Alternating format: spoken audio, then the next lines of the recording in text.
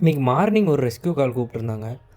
அவங்க வீட்டு பரண் மேலே ஒரு பாம்பு இருக்கிறதா சொல்லி கூப்பிட்ருந்தாங்க. அங்கே போய் பார்த்தா அவங்க வீட்டு பரண் மேலே அந்த கார்னரில் இந்த பாம்பு வந்து சுருண்டு படுத்திருந்தது. அங்கே இருந்தது வந்து ஒரு ராட் ஸ்னேக், அதாவது சாரை பாம்பு. இந்த பாம்பு எப்படி வந்தது அப்படின்னு சொல்லி கேட்டிருந்தாங்க. நான் வீட்டை சுற்றி பார்க்குறப்ப வீட்டை சுற்றி மரங்கள் வந்து அந்த வீட்டோட ஓட்டு மேலே சாஞ்சிருந்ததுனால அந்த வழியாக ட்ராவல் ஆகி இந்த பாம்பு வந்து வீட்டுக்குள்ளே வந்திருக்கு. எதுக்காக இந்த மாதிரி பாம்புகள் வீட்டுக்குள்ளே வருதுன்னா, இந்த எலி, தவக்கலை இந்த மாதிரி இதை சாப்பிட்றதுக்கோசரம் ஆகாரம் தேடி வீட்டுக்கு வர வாய்ப்பு இருக்குது. அப்புறம் அந்த பாம்பை வந்து நாங்கள் பத்திரமா ரெஸ்க்யூ பண்ணிட்டோம்.